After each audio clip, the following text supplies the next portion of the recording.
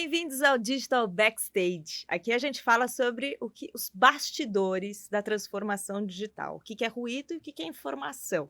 Eu sou a Andréia Dietrich, sou consultora de transformação digital e branding e estou aqui com o Edu.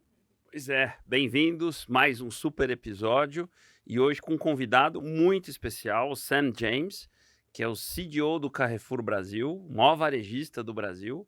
Tem um desafio grande de fazer a transformação digital de uma empresa que tem muita história, né, e que está passando por uma transformação grande. Então, Sam, seja muito bem-vindo. Muito obrigado. Né?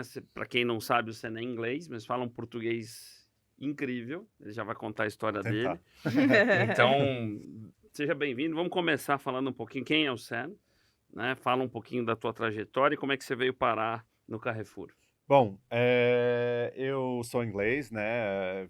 Sempre trabalhei na área de tecnologia. Saí da faculdade meio que caí dentro sem querer. Eu ia fazer um mochilão. E aí eu peguei um trabalho qualquer para pagar as contas e acabou sendo o Groupon que estourou logo depois. Ah, só o Groupon. Só o Groupon. Não, mas foi desse tamanho quando eu entrei. Então estourou Na Inglaterra. Aí eu acabei surfando essa onda, nunca fiz o mochilão. Aí depois fui fazer MBA e passei por alguns startups aqui no Brasil e também em Londres. E nos últimos 4, 5 anos antes de entrar no Carrefour, estava liderando o marketplace para Uber Latam. E desde abril do ano passado, eu entrei no grupo Carrefour com esse desafio de transformação digital. Vai fazer um ano já. Quase um ano, sim. Passou muito rápido. E que diferença, né? Sim. De um grupo, de um Carrefour para Uber, para esse mundo de startups. Como é que você tem sentido aí essa mudança de casa? Bom, é um choque em vários sentidos, né? Sempre trabalhei em empresa que era 100% nativo digital. Então, tudo que era desenvolvimento, dados, era algo que era 100% fundamental a esses negócios. Entrando no Carrefour, você vê que essas coisas que eu entenderia como básico não existiam. Então, era algo que é uma construção começando de um nível completamente diferente. Quando a gente fala de sofisticação de dados, de digital como um todo. Para te dar um exemplo, o Carrefour é uma empresa de 100 bi de receita por ano. A gente tinha um cientista de dados e nenhuma pessoa trabalhando governança de dados quando eu cheguei. Um cientista. Um cientista e 0 governança. Então, os dados existiam, mas era muito bagunçado e não tinha ninguém para trabalhar eles. Então, isso é só um exemplo, né? Eu acho que a transformação engloba muita coisa diferente, né? Mas Você sabe que essa história de um cientista de dados, eu conto uma história, eu organizo algumas missões para a China. Uma dessas missões, em 2019, a gente estava com executivos, tinha gente do Carrefour, inclusive, mas estava o pessoal do Magazine Luiza e tal. E aí, numa apresentação em Hangzhou, que é a sede do Alibaba, um executivo do Alibaba fazendo uma apresentação, né? Então, nós com os nossos 33 mil engenheiros de dados, e tinha intérprete, né? Falou, peraí, 33 mil funcionários, 33 mil engenheiros de dados. Uau. Bom, é isso. A diferença é gritante, né? Quais são esses pilares hoje? Porque é isso, assim, acho que o processo de transformação do grupo vai ser uma história que já vem há alguns anos de tentativas, de muito aprendizado, né? De justamente, acho que chegar aqui com uma outra bagagem do que já foi testado e tudo mais, né? Hoje, olhando para os pilares essenciais de transformação digital do grupo, o que você pode dividir com a gente que estão endereçados aqui, que vocês colocam? Dados, você já deu um spoiler aqui que... Eu olho para a transformação em 3 pilares. O primeiro, e provavelmente é o mais óbvio, é o e-commerce, né? A gente tem que crescer nosso e-commerce, a gente tem que virar uma empresa relevante nesse espaço. A gente, como se falaram várias vezes, a gente é o maior varejista do Brasil e a gente ainda não tem um e-commerce de respeito que tenha o peso de um Magalu, de um Meli, e esse é o espaço que a gente quer ocupar, realmente. Então, o e-commerce é um foco muito grande. Esse é o primeiro pilar. primeiro pilar. E dentro disso também a gente tem um subpilar, que a gente tem o negócio B2C, que é o clássico, né, que é mais conhecido, e também a gente tem um negócio B2B com atacadão, que é extremamente relevante. Que é mais recente até. Mais recente. O ano passado fez 2 bi, a previsão é de multiplicar isso algumas vezes esse ano. Então é um negócio que vai ganhar muita força. A gente se inspira bastante no BIS da Ambev. Que é o marketplace B2B da Ambev, que é um baita sucesso. Isso, um sucesso enorme. Então, a Atacadão com certeza tem essa e o Atacadão, para quem não sabe, fez uma aquisição da Cota Best, né? Já faz alguns anos, que foi uma primeira iniciativa. Exato. Então a gente tem Cota Best, a gente tem algumas outros aplicativos que são 100% focados na força de venda, por exemplo, aplicativos para eles. Então esse é o e-commerce. A gente tem dados que eu comentei rapidinho, e dentro de dados eu vejo 3 pilares. O primeiro é democratização de dados. Eu acho que não adianta ter milhões de data science, data engineers, tudo mais, se o negócio não tem a informação que ele precisa com dados de confiança que eu consigo puxar com velocidade e consistência, né? E isso é um problema que a gente enfrenta bastante no grupo hoje, é que é muito difícil para os nossos colaboradores puxar as informações que eles precisam no dia a dia. É uma empresa imensa, né? E a gente está tomando milhares de decisões todo dia sobre sortimento, preço, logística, tudo mais. Então, se a gente não tem os dados adequados para tomar as decisões, não vão ser decisões acertadas, né? Então, essa parte de colocar a informação na mão dos nossos colaboradores é algo que eu estou levando muito sério. O segundo pilar vai mais para a inteligência artificial, a machine learning, essas técnicas mais avançadas de analytics, onde a gente tem uma marca extremamente aberta, não tinha nada antes, e né? Esse ano você teve na NRF, como você viu, que passou a ficar mais acessível, né? Claro. Inteligência artificial. E eu trouxe um cara muito, muito top para tocar essa parte comigo. Ele veio do PicPay, ele era CMO do PicPay, antes era meu braço direito lá na Uber também, um cara que tem mestrado, blá, blá, blá, lá fora. Deve ser um dos caras mais fortes de dados do Brasil, sem exagero. Então a gente tem um foco muito grande aqui. Isso era meu trabalho na Uber, então é uma área que eu conheço bem, eu sei que tem, sem exagero, bilhões de dinheiro na mesa ali. E aí, o último pedaço é a monetização de dados. Retail media, e também venda de dados para fornecedores. A gente acabou ajuda a pagar a conta. Exato. A gente... Bom, já é um negócio bem relevante para a gente. A gente assinou um JV global com Publicis. Então, a partir do ano que vem, vamos ter uma empresa separada só para tocar essa parte de retail media, que queremos escalar bastante. Quando você olha para o Brasil, né? Bom, por que o retail media está virando cada vez mais atrativo? Porque cookie está morrendo, né? E varejista tem muita informação sobre o cliente final e está muito perto do ponto de compra. A gente, em cima disso, ainda tem um banco, né? Então, olhando para o Brasil, o ecossistema Brasil, tem poucas empresas, eu acho, que tem as informações, os dados que a gente tem, 1P, que a gente pode alavancar para vender mídia. O que a gente fala de retail media é basicamente base de clientes e lojas com telas e o trade digital. Né? Exato. E a gente tem, bom, também, além mais, das lojas, mais o site e também é externo, né? Se eu conheço os meus clientes, eu consigo fazer audiências para propagandas na Meta, por exemplo. A gente fez um teste que a nossa audiência performou 8 vezes melhor do que a audiência lookalike da Meta, por exemplo. Então, é uma potência gigantesca ali que a gente pode agregar bastante valor e fazer uma empresa muito relevante. Aí, mudando para o terceiro pilar, é a monetização do negócio físico, Que é a digitalização do físico, Isso. então. Tá.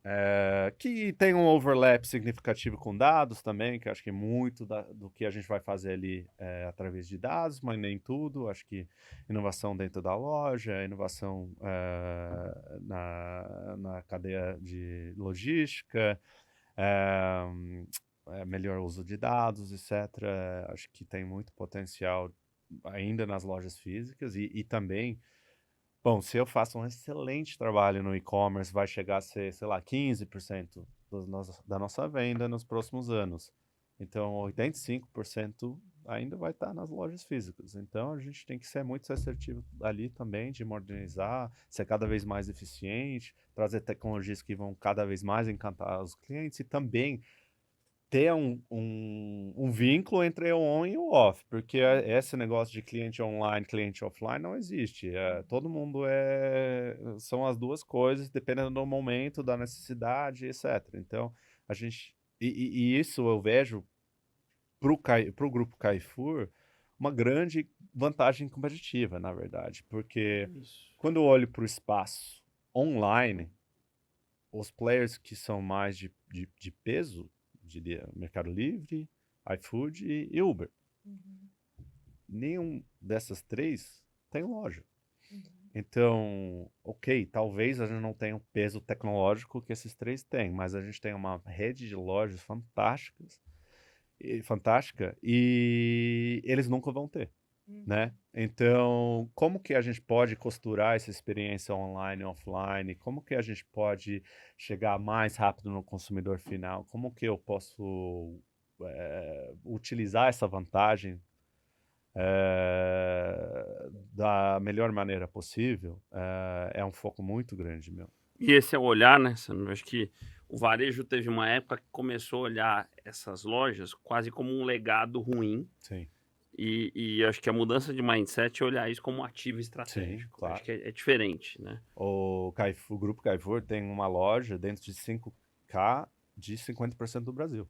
Olha só. Então, Quer dizer, com 50% do Brasil tem uma loja a 5 quilômetros Sim. É isso aí. sim. E aí, Sam, assim, eu sei que vocês estão num momento de muita transformação de governança também internamente, né? Eu cheguei a atuar alguns anos ali com o Carrefour e tinha ali tinham times separados entre o e-commerce, chegou até ter uma BU, uma unidade de negócios específicas para tecnologia, para negócios digitais. Como é que hoje você coloca a governança como é que está sendo formatada essa governança para ser um alavancador para esse seu plano acontecer, assim?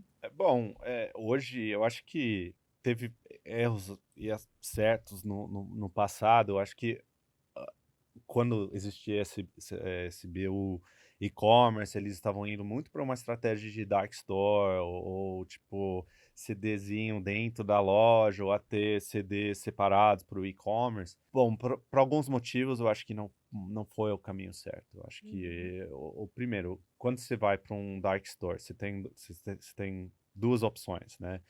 Ou você fica muito perto do consumidor e chega muito rápido. Aí, isso é o modelo Rappi Turbo e tal. Mas aí você vai ter um sortimento mais enxuto.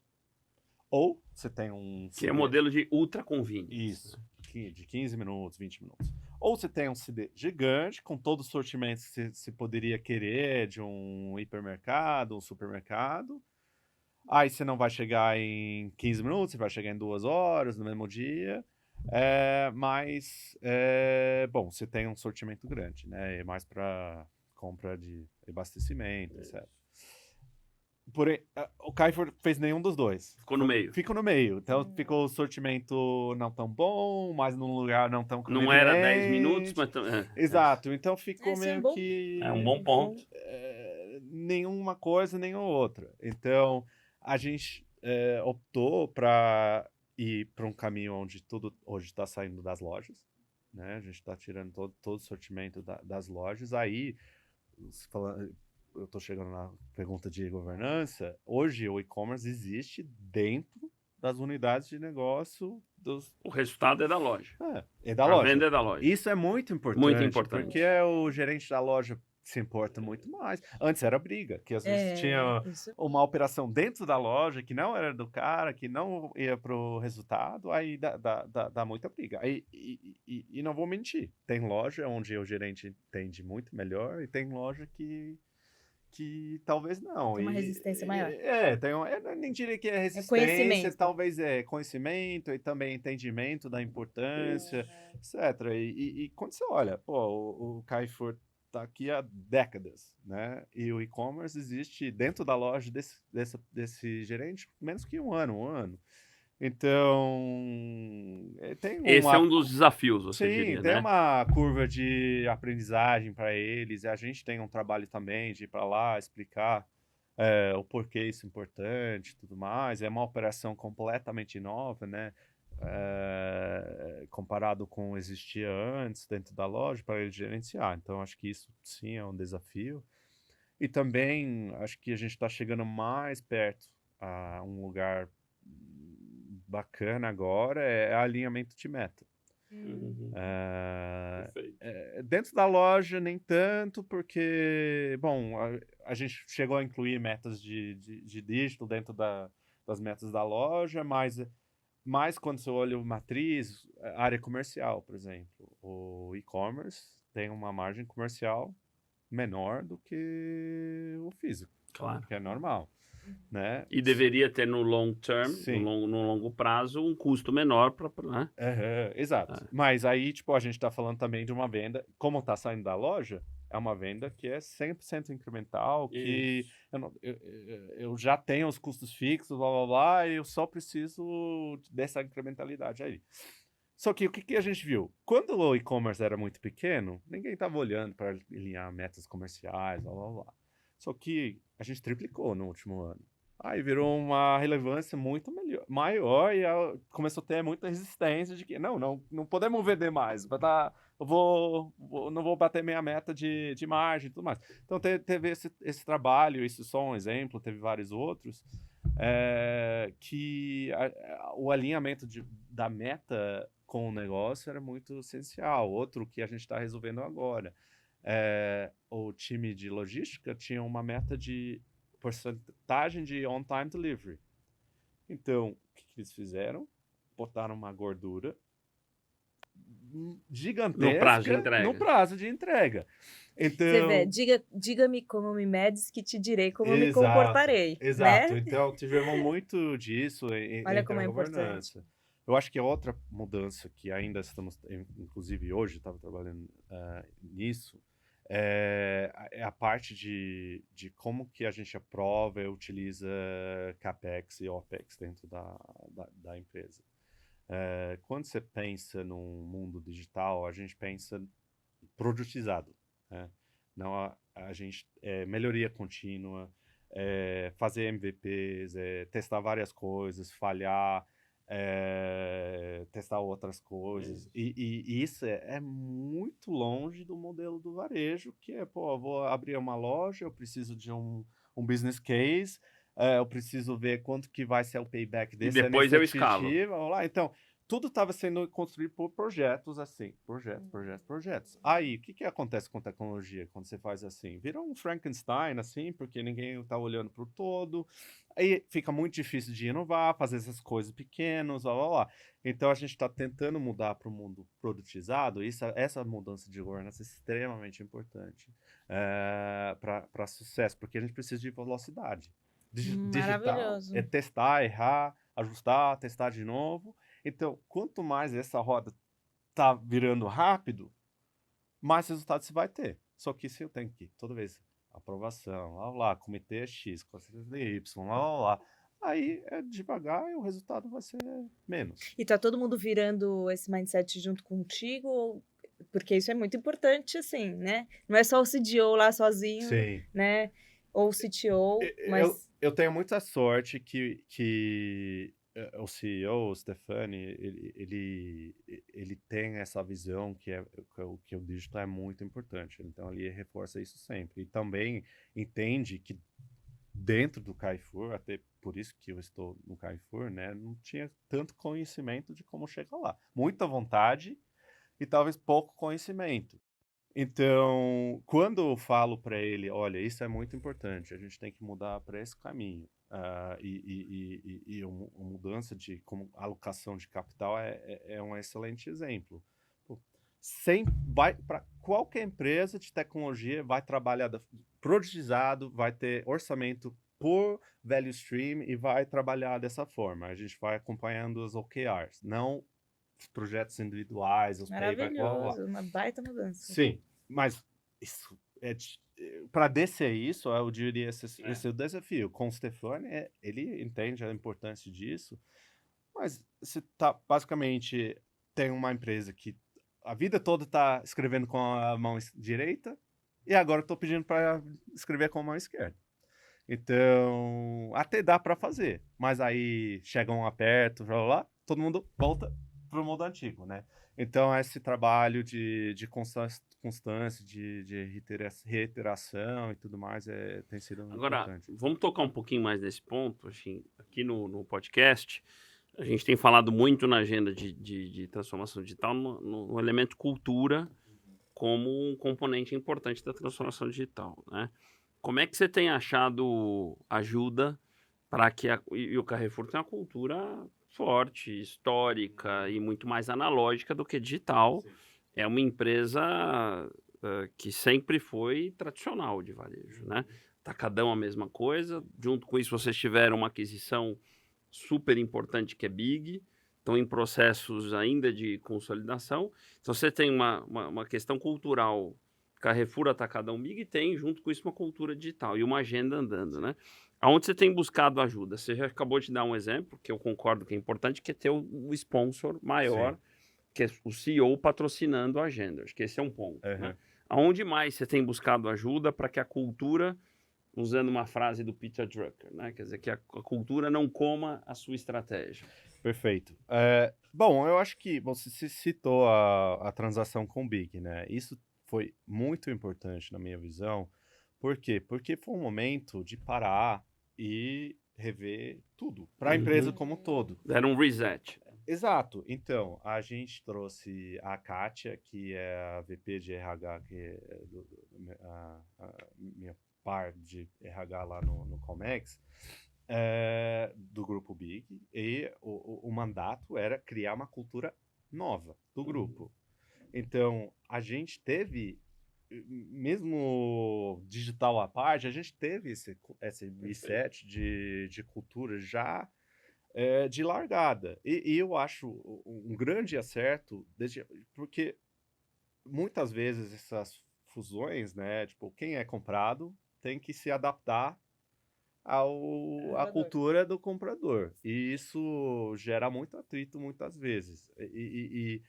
E eu diria que a fusão entre Carrefour e Grupo Big tem sido realmente isso, é uma fusão das duas empresas, das duas culturas, tudo mais. E a Kátia é uma excelente profissional e tem essa visão digital também, então ela tem sido um grande apoio, tá embutido já de largada a gente chama do novo grupo Carrefour, né, essa cultura digital, e também até os atributos que não falam explicitamente de digital, como são 4 Cs, né, que é cliente, compromisso com mudança, coragem e... Putz, esqueci o quarto. Colaboração? Enfim, colaboração.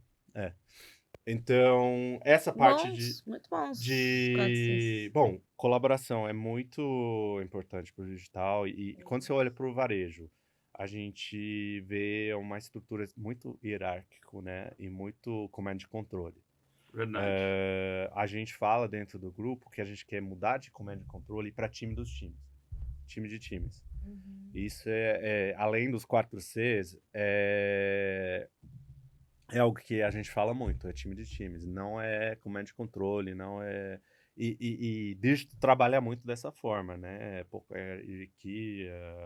Muitos times diferentes interagindo toda hora.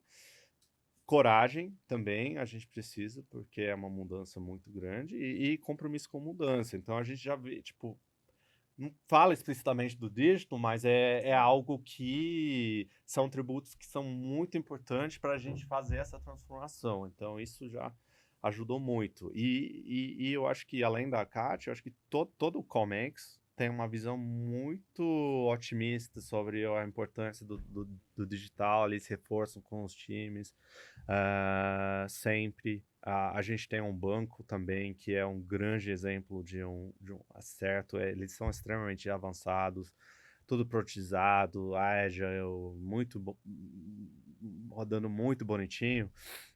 Então, a gente já tem um exemplo dentro do grupo da onde a gente quer chegar com o resto. Então, isso tem Sam, sido muito... no primeiro pilar, só, como é que ficou a visão de marketplace de vocês nessa nova agenda? O marketplace é algo que eu acho que qualquer e-commerce grande, eu acho que marketplace tem que ser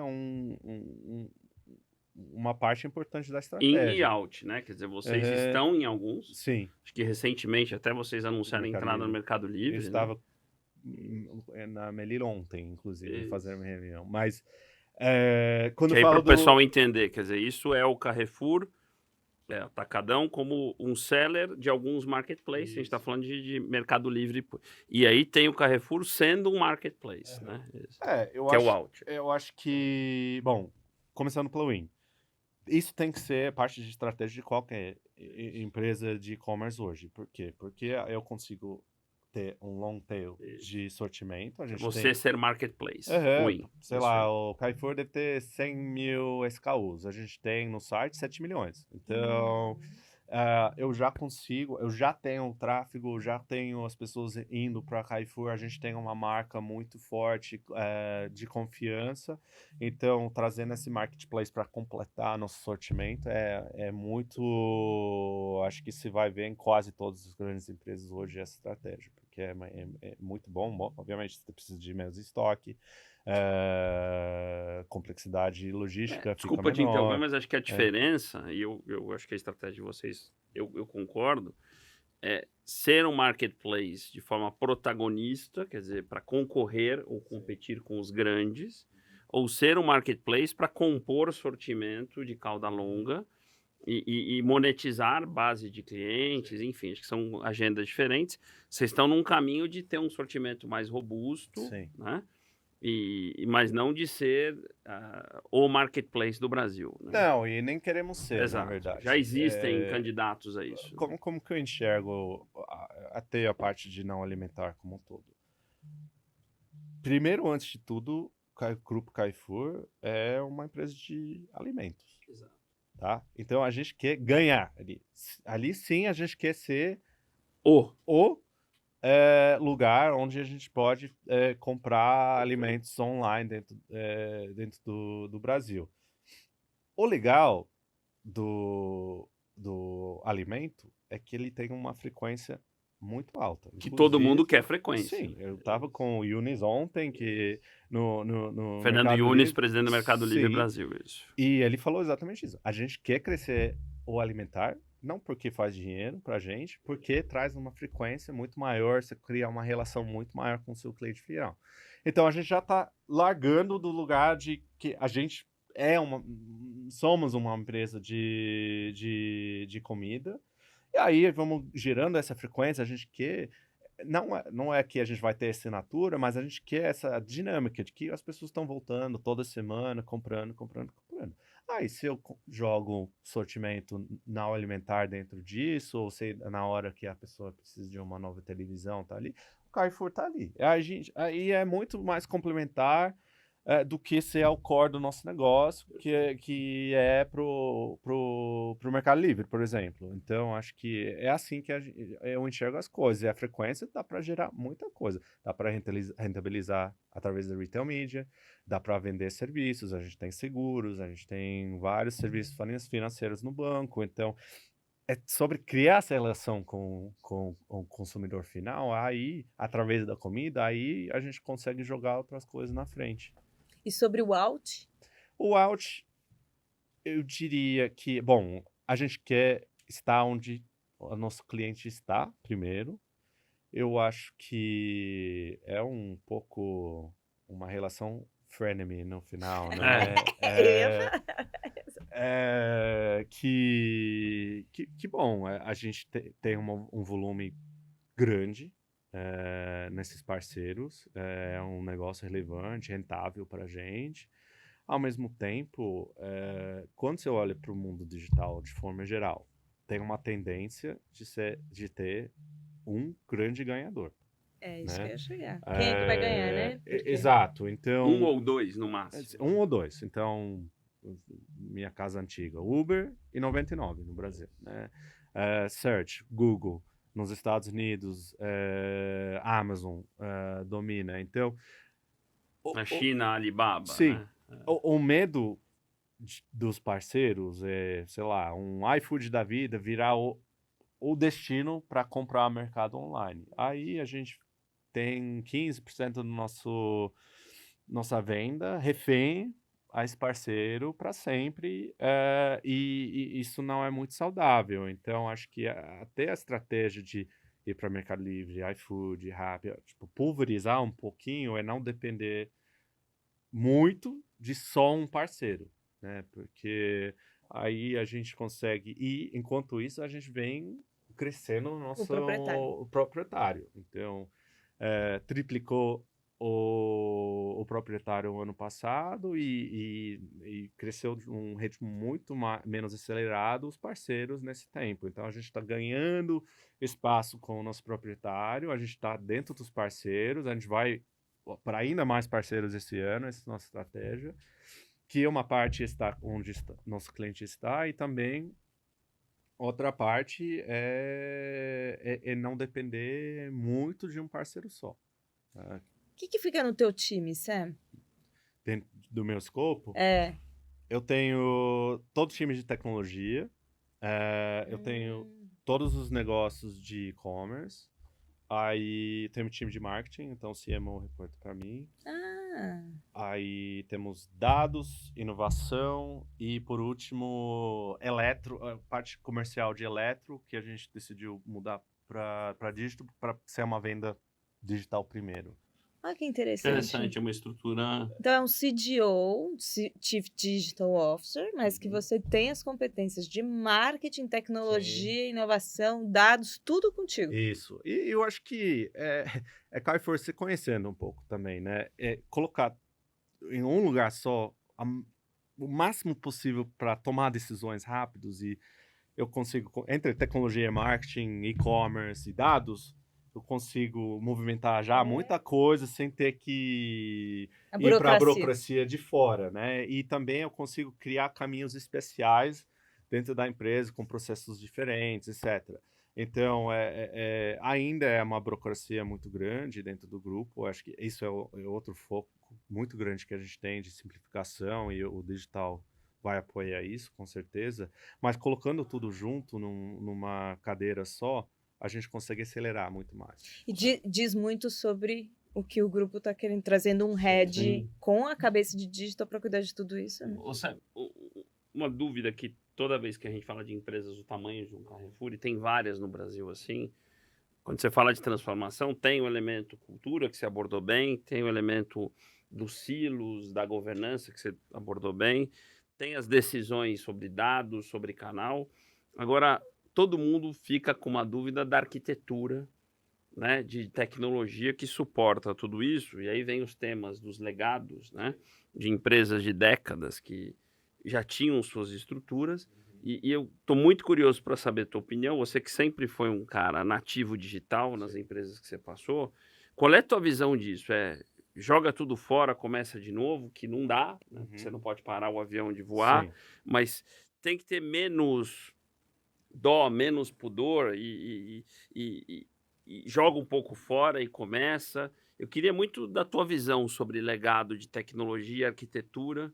Como é que se olha? Porque acho que essa é uma grande dúvida, né, das empresas mais tradicionais. Sim, eu acho que, bom, quando eu olho para os nossos legados, e a gente tem alguns sistemas, né, tem várias empresas, bom, todos são velhos, todos são ultrapassados, mas funcionam, né? A gente tem uma empresa de 100 bilhões que está rodando em que cima está vendendo. e está vendendo. A Número gente vende todo dia. Então, qual tem sido o foco desse ano em termos de, tipo, o desafio quando eu cheguei era muito mais no novo, na verdade, Entendi. do que no legado. E onde ficou os maiores desafios foram as integrações, na Isso. verdade. Conectar o novo com o velho. Exato. Então, a gente investiu em trazer um diretor de arquitetura muito bom, que está trabalhando nessa parte de como que a gente pode fazer essas integrações de uma maneira mais Os profissional. barramentos são um caminho. Isso, o middleware, tudo Isso. mais. E esse é um trabalho de um pouquinho de longo prazo, pelo menos vai ser mais um ano. Bom, isso não. Trabalham assim não bloqueia Perfeito. o crescimento da empresa.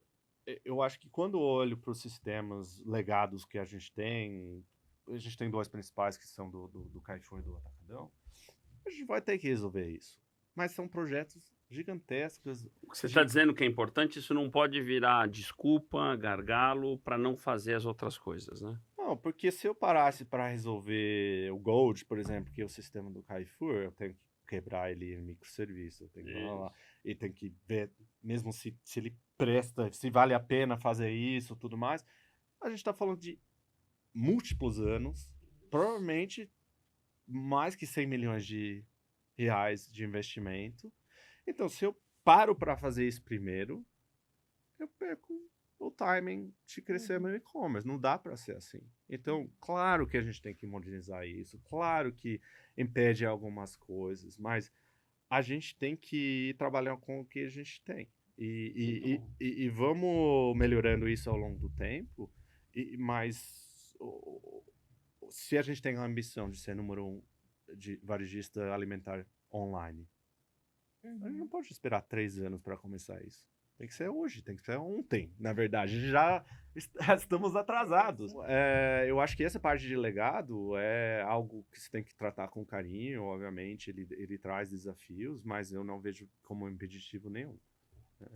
Então, desculpa, eu ia só comentar Não, assim, pode eu ia falar que passou rápido, deixar para a Didi fazer a última pergunta.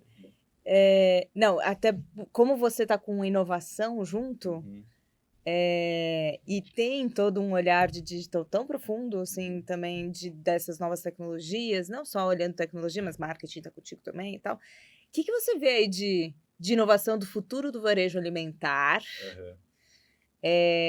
junto, integrando com as demandas desse novo consumidor, assim? Como é que você vê esse cenário daqui para frente? Bom, primeiro eu acho que é bom colocar a nossa visão de inovação. Porque a gente não trabalha inovação de carro voador, metaverso, blá blá. Não. Nosso time de inovação está muito focado em resolver os problemas de hoje Legal, de entendi. forma tangível. Então a gente vai trazer coisas novas, a gente trabalha com muitos startups, a gente faz hackathon, tudo mais, mas é tudo focado em trazer um resultado para a empresa agora. Então a gente não está olhando para carro autônomo, essas Tem coisas. alguém olhando para o futuro, não? Tem. Na França tem um grupinho que eles até têm um caminhãozinho autônomo ali que faz rota na França já.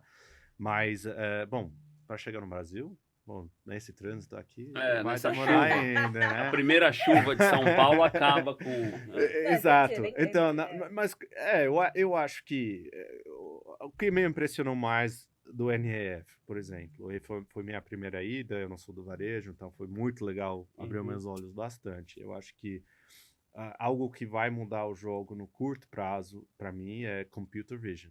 E a visão computacional que enxerga, né, e traduz o que está acontecendo numa loja física em dados, né? Tem muitas aplicações ali, para listar alguns. Eu acho que, bom, o planograma, a gente tinha carrinhos com câmera dos lados, aí o consumidor anda pelos corredores, ele vai escaneando os gôndolas para ver se o planograma está certo, ver a ruptura e tudo mais.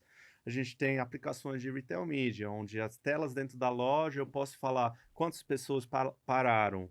Eram homem e mulher, de que idade? Nenhuma mídia dá isso. Exato, vira quase um mídia online dentro da loja. Tinha self-checkout, onde você colocava o item e aí ele escaneava pela imagem. Então tem várias aplicações que eu acho que e o legal disso para o Brasil, e que geralmente essas aplicações eram agnóstico de hardware.